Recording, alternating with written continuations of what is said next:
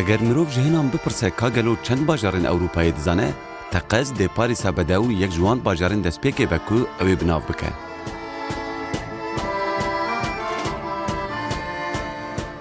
Bi kolanên xwe, bi mîmariya avahiyên xwe, bi qerebalxiya xelk û turîstên xwe ve, Parîs îro ji weke bajarekî xewnê ye.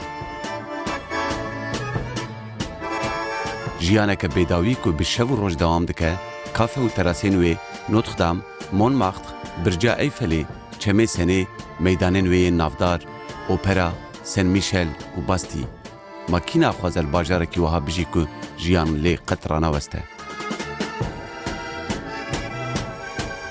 Li vira civakeke Kurdî ya mezin jî heye. Ji salên hefteyê ve ku Kurd pêl bi pêl hatine Fransayê. Ji Şerîf Paşa, Kamuran Bedirxan, Abdurrahman Qasimlo, Yilmaz Guney, Ahmed Qaya û heta bi gelek kesên din ve nûner û pêşengên civaka Kurdî di Parîsê re derbas bûne. Yek ji wan jî Helkewt Hekîm e ku ev nêzî 40 salên wî ne ku li Fransayê dijî.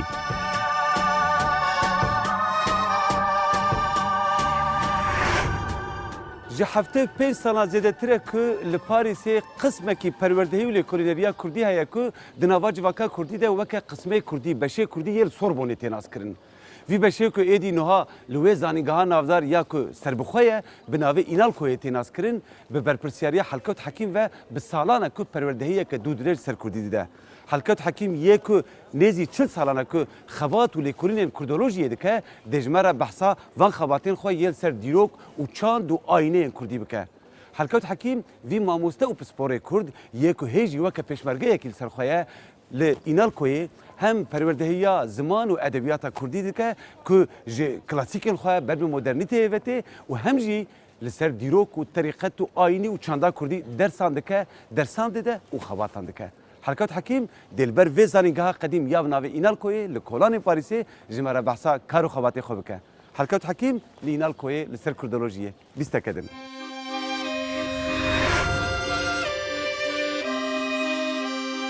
Helkewt Hekîm sala 1905 li xanekînê çêbûye. Xwendina xwe ya zanîngehê li Bexdê li kuliyet li terbiye kiriye. Sala 1978 hatiye Fransayê û sala piştî wê jî li Înalkoyê dest bi dertariyê kiriye. Sala 1983 li zanîngeha Sorbonê diwarê dîrok û civaknasiyê de doktoraya xwe bi dest xistiye. Mijara lêkolîna wî ya doktorayê nexşîbendîtiya sed salan nozdan di Kurdistanê bû. Helkewt Hekîm sala 2011 profesoriya xwe wergirtiye û bi dû re jî sala 2015 ji ber xebatên xwe yên akademîk xelata şevalyeya akademîk ya bilind wergirtiye ku bûye yekem Kurd ku gihîştiye vê rêza bilind ya vî meqamê ku bi destê her kesî ve nakeve. Helkewt Hekîm îroj li Înalkoyê serokê beşê Kurdî ye û ew bi xwe jî dersên ziman û wêje û şaristaniya Kurdî dide û lêkolînên master û doktorayê birêve dibe. Em li nava kolanên Parîsê bi profesorê Kurd Helkewt Hekîm re li ser xebat û lêkolînên Kurdolojiyê û jiyana Parîsê peyivîn. Berê kak Helkewt, bi xêr bê bernameyê me. Spas. Em li Parîsê ne, em çav ki ez bi kurmancî qise bikim û tu bi soranî Baş e, an gerek êm baş. her du jî bi sormancî qise bikin. Baş e, keyfî xwe te. Ê baş e. Kak Helkewt, em li Parîsê ne, Parîs, Fransa bûye cihekî girîng, cihekî mühîm ji bo lêkolînên Kurdî. Dikarî piçekî tozekî behsî ew dîrokî lêkolîneweyê Kurdî bike li me. Beşî ku Parîs giring e bo lêkolînewî Kurdî çunku beşî Kurdî heye lêre, beşî zimanî Kurdî, ziman û şaristaniyetî Kurdî heye lêre we em beşeş لە زانکۆیەکە پێ ئەڵێن زانکۆی زمان و ڕۆژهەڵاتیەکانی شارستانیەکانی ڕۆژهەڵات کە کۆنە تەمەنی زیاتر لە 250 ساڵە 200 ساڵە بێ بەڵام کۆنترە لەوەش کۆنترە بەشی کوردی 90 و ئێستا 94 زمانی تیا ئەوترێتەوە بەشی کوردی لە ساڵی 1945 دامەزراوە ئەویش دامەزرا بەهۆی کۆششی پیاوێکی زۆر گەورە کە ناوی ڕۆجە لیسکۆ بوو ڕۆژەلیسکۆ هەندێک لە کارەکانی کراوم بە کوردی زانایەکی زۆر گەورە بوو لە زمانی فارسی لە زمانی کوردی کرمانجی بە تایبەتی و لە زمانی عەرەبی و شارەزاییەکی زۆری هەبوو لەسەر ئاین و لەسەر ئەدەب دیپلۆمات بوو بەڵێ بەڵام لە هەمان گەورەترین شارەزایانی ئەم وڵاتانە لەسەر زمان و شارستانێتی وڵاتانی شەرق بە شێوەیەکی گشتی دیپلۆماتن یا عەسکەرن جا ڕۆژەلیسکۆ یەکێک ئەو کەسەیە کە چیرۆکی پەپووی کوێری سادقیتایەتی کردە فەرەنسی و ئەو توانی سادقیتایەت بگەێنێتە ئاستی نووسەرە گەورەکانی جیهان بەهۆی ئەو بەناوبانگیەی پێیا کرد سادقیدایەت جگە لەوەش کتێبێکی نووسیوە لەگەڵ جەلالەت بەدرخان لەسەر ڕێزمانی کرمانجی هەروە مەمی ئالانی کردووە بە فەرەنسی کە تەرجمەیەکی زۆر زۆر گەورەیە ئەو بەشی کوردی دامەزران لەگەڵ پشتگیری زانایەکی گەورەی پسپۆری حەلاج کە لوی ماسینیۆن بوو بەڵام پاش 2 ساڵ ینی ساڵی 1947 ڕۆژەلیسکۆ تەعین کرا لە وا بزانم لە یەمەن وەکو دیپلۆمات بەجێی هێش شوێنەکە داوای کرد لە بەدرخان لە کامەران بەدرخان بێت ئەم ئیشە بکە ئەویش لە 47ەوە هات هەتا 1970 مایەوە کرمانجی ئەوتەوە لەم بەشە هەندی کەسی کوردی عێراق بە تایبەتی یارمەتیانەدا بۆ سۆرانی پرسێک هەیە کە پڕ باڵا من دەکشینە پرسە تەریقەتان کە ji Hindistanê تەریقەتên ئیسلامی ku ji Hindistanê dest pê dikin û heta pişta Kurdistanê jî diçin heta Ewropayê jî hatine îroj mirov dikare bibêje ku şiklê ku tariqet pê organize dibûn weke cenabê te xwe dibêje partî jî şiklekî bi wan tariqetan ji ber wê tu dibêjî ji ber ku partî jî wek tariqetan bêhêvî dibûn îroj hêjî tesîra ev organizasyonên dewra bihûrî li ser civaka Kurdistanê xurt te an na mirov dikare hesabê ئەو تەریقەیە لە هندستانەوە هاتبوو لە با بڵێن لەو ناو تەریقەی نەقشبەندی کرد گەیشتە کوردستان لە کوردستان لەسەر شێوەی عەشرەتگەری ڕێکخرا واتە هەموو عەشرەتێک تەریقەتی شێخی خۆی هەیە و تەریقەتی خۆی هەیە بەڵام لە سنووری عەشرەت چووە دەرەوە عەشرەت شوێنێکی جغرافی هەیە شوێنێکی هەیە سنوورێکی هەیە ناتوانێت بچێتە ئەو دی و چونکو ئەو دی سەرۆک عەشرەتێکی تر ئەیبا بەڕێوە تەریقەت وا نەبوو تەریقەت چووە ناو ئەم عەشرەت چووە ناو ئەو عەشرەت تەریقەت ئەرزی داگیر نەکرد تەریقەت مێشکی داگیر کرد کە مێشکی داگیر کرد ژیانی ڕوحی داگیر کرد هەروە تەسیری ڕوحی هەبوو لەسەر خەڵکی بۆیە لە کوردستان تەریقەت بووە هێزێکی ڕوحی بەرامبەر ئەوە کێ وەستا سەرۆک عەشرەتەکان کە بینیان بە قووەت ئەبێت لە ناویان یا ئەوەیە خۆیان چوونە ناو تەریقەتەکەەوە جگە لەوەش لایەنێکی تر دژی تەریقەت وەستا ئەویش ئیسلامی سونی توندڕەوە ئیسلامی سونی زۆر تەقلیدیە ئەو مەلایانن کە پاش ماوەیەک ئایان بینین نە تەریقادرین نە نەقشبەندین بەڵام دەوڵەت دایان ئەنێ یا سەرۆک عەشرەت دایان ئەنێ یا لەسەر ئەرزێک ئەژین کە میر داویەتی پێیان ئەمانە دژی تەریقەتن ئەبینی ئێستا ئەم ئیسلامیەی ئەم بزوتنەوە ئیسلامیەی کە لە کوردستان هەیە هەمووی بزوتنەوەیەکی بەشی زۆری بزوتنەوەیەکی ئیسلامی لەو لقەوەیەت لەو لقەیەوە کە نە تاریقە بوو نەقشبەندی بوو نە قادری بوو هەرچەندە لەناو ئوخوان موسلیمەکان نەقشبەندی هەیە و هەتا ڕادەیە قادری شێ بەڵام بە شێوەیەکی گشتی سەلەفیەت دژی تەریقەتە بۆیە ئەو سەلەفیەتە لە ناو کوردی دژی تەریقەتە ئێستا مەسەلەکە گەیشتۆتە ڕادەیەک تەریقەت ئەو دەورەی نەماوە بەڵام ئیسلامیەت هاتۆتەکایە و ئیسلامیەتێکی تازە ئەم ئیسلامیەتەش بەرامبەر کوردایەتی ئەوەستێ ئەم ئیسلامیەتە کە ئێستا بە شێوەیەکی بەنووسین باسی کوردستانەکە و باسی کوردەکە 15 ساڵ 20 ساڵ لەمەوە بێش وشەی کوردستانی بەکار نەهێنا وشەی کوردی بەکار نەهێنا هەر باسی ئیسلام بوونەوەی ملەتی ئیسلام بوو ئەمانە ڕۆژێ لە ڕۆژان ئەگەر بێت و بگەنە دەسەڵات ئەگەڕێنەوە بۆ ئەو بیر و باوەڕێ هەیان بوو زمانی خۆی فکرە کوردایەتیش بۆ لێ ڕابێ بۆیە کوردایەتی لە ناو ئەوان لە ناو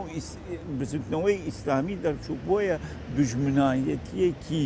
قوڵ هەیە لە بینی کوردایەتی و ئیسلامچێتی ئیسلامایەتی چونکو ئیسلام بە هیچ شێوەیە مەسلەی نەتەوەیی قبول ناکە و مەسلەی نەتەوەی کوردی شێکی لەوانەیە کە قبوڵی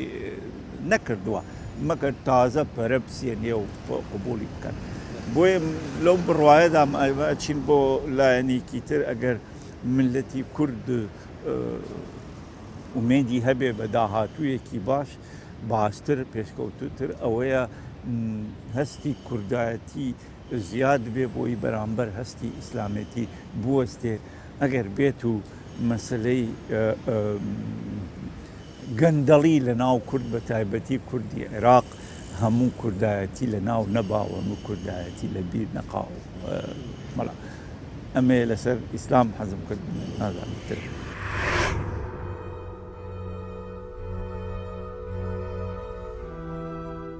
وەکە نۆبەدارێکی بیرا کوردی و کوردایەتیە وی مامۆستەیە کورد ئەم برن گۆرستانە پەغلا شەزی سەردانا تربا عەبدوڕەحمان قاسملۆ و عەبدوڵا قادری ئازەری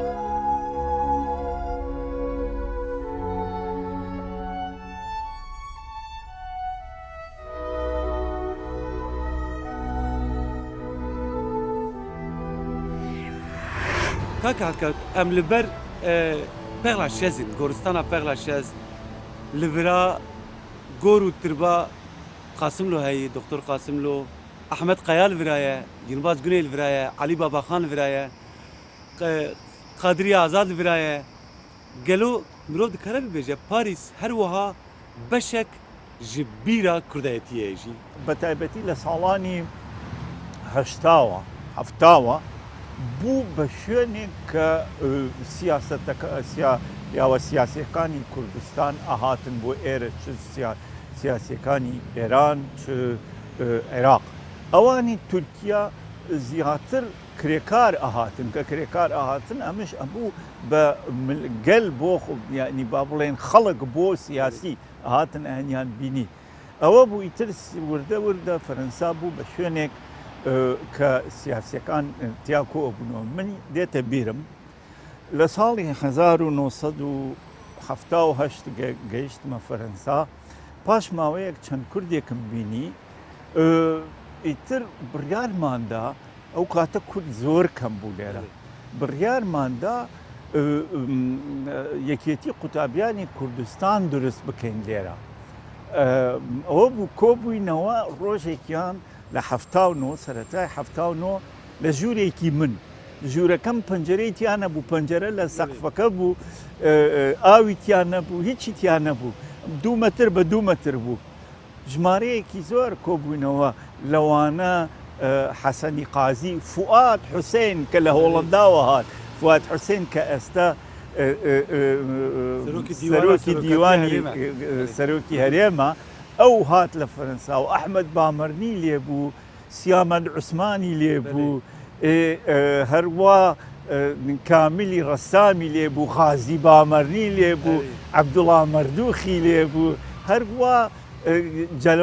جەلالی سیادەت کوردی عێراق چەند کەسێکی تر بووین لە ژوورێکی بچووک وا کۆبووینەوەی بۆ دامەزراننی یەکێتی ئەکسا یەکێتی قوتابیانی کورد ئەکسا کاک فواد حوسێن بە تایبەتی بۆ ئەوە هاتبوو لە هۆڵەنداوە ئەوە بوو ڕێک نەکەوتین چونکو چەند کەسێ دژی وەستان بەڵام پاش ماوەیەکی زۆر کە حکوومەتی عێراق ڕووخا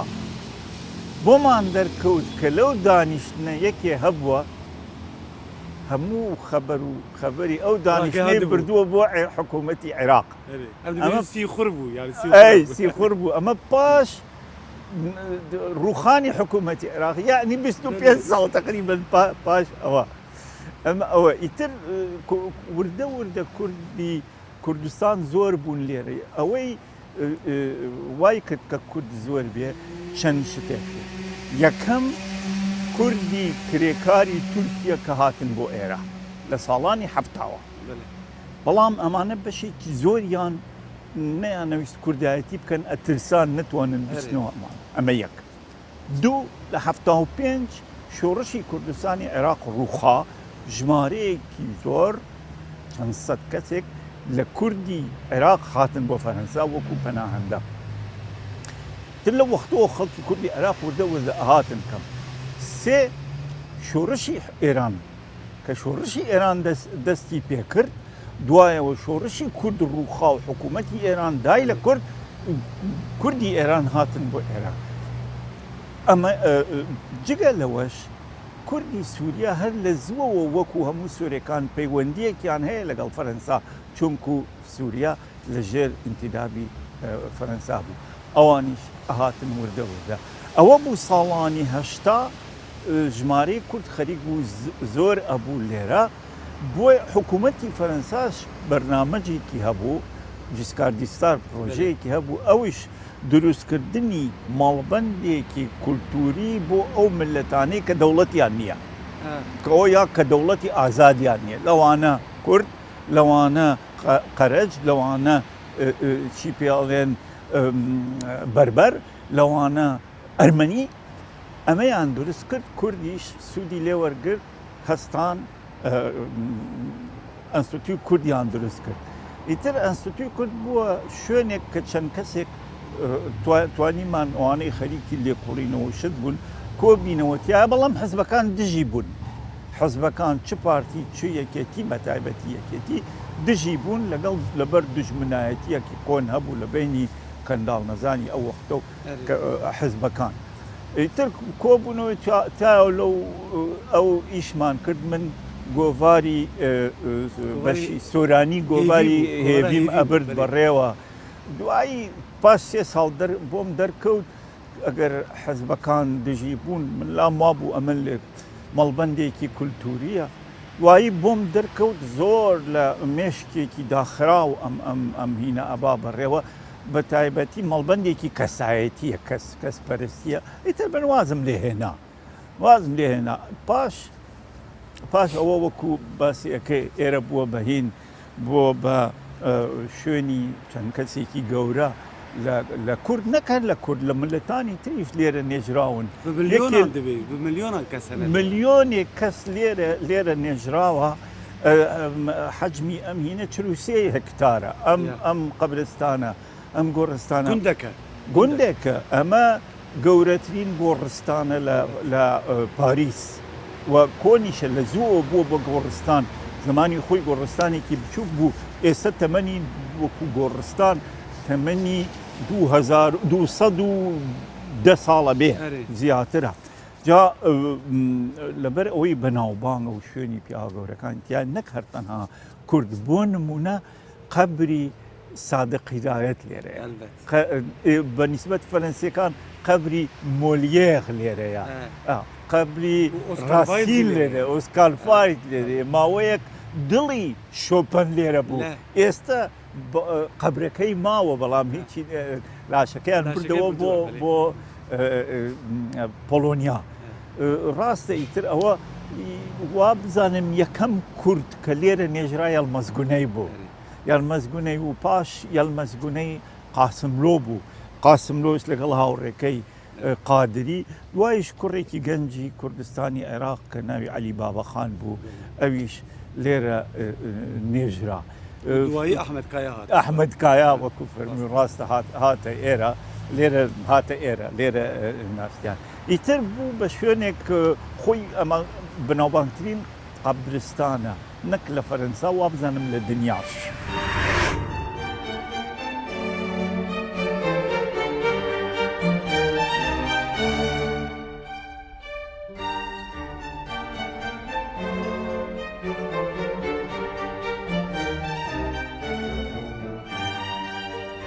Di nava Rojhilatê û Kurdistanê de mirov çawa dikare behsa bîreka akademîk bike gelo? Dîrok û mêjûyeka akademîk li Rojhilatê heye?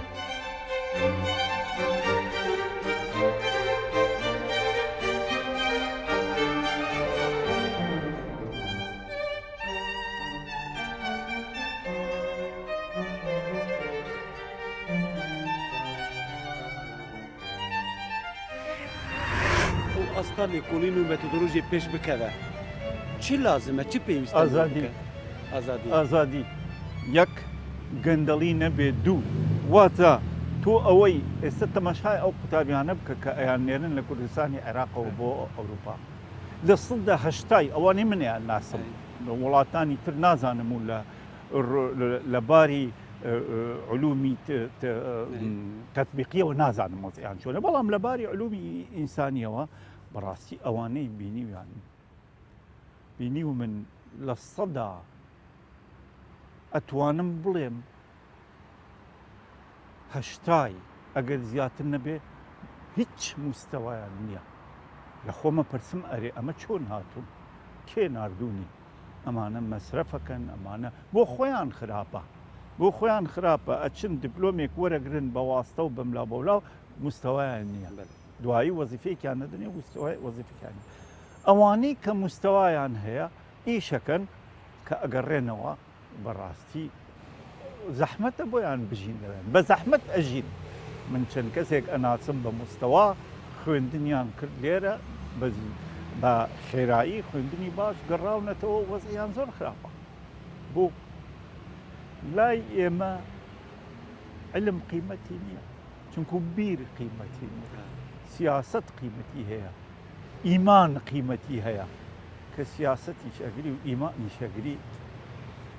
هەریەکە و سیاسەتی خۆی هەیە و ئیمانی خۆیە ئەساسی بنەڕەتی کۆنکرێتی بۆ هیچ کامیان نییە نە سیاست نەهین شتێک لە تەجروبەوە هاتبێ علم ئیسباتیکردن نییە لەبەر ئەوە جێگای داخە کە کوردستان بەو شێوەیە بڕوا هەر بەرە و دواکەوتن ئاڕوا مەگەر ئازادیەک هەبێ لە کوردستانی عێراق یا لە کوردستانی تورکیا شتێک بکرێ بەشت بەڵام ئومێد کەمە سات خۆش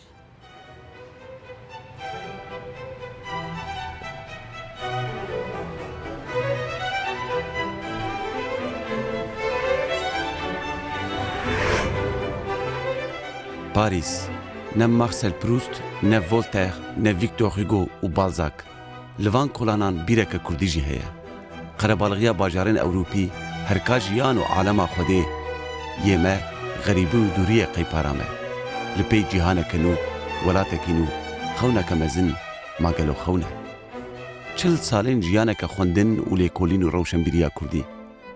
Gava ku me xatir ji kak helkewt xwest û ew di nava vê dekora Parîsê de hêla, mezanî bû ku me dunyayek jî li pêx xwe hêlaye. Xoşewîstî, xemxurî, dilsozî û bêriya ji dûriyê qey qedera me Kurdan bû. Me tim ji tiştekî wiha hez kir ku kesî bi çavên serê xwe ve nedîtiye. Me qesta tiştekî wiha kir ku 40 salên emrekî di oxira wê de hatine derbazkirin. Ji xwe mane ew e ya ku em hemû seranserê dunyayê gerandine. Gava ku em ketin rê, di bîra me de helbesteke hemin Mukriyanî ku Ciwan Hac û jî Mîna Stran digot. Derdê dûrî kuştimî, derdê wişyarî û seborî kuştimî, yadî yaran û welatim roj û şew, lê heram kirdim qerar û xurd û xew. û paşê dibêje, nabînim xak û welat û şarî xom, nabînim nasiya û dost û yarî xom, rû li her layê dekem, namoye bom, nabînim cejwan û kewne lanî xom, şêw dekêşim şêw nexûnî û bêxewî, roj deçêjim derd û daxî bê ewî.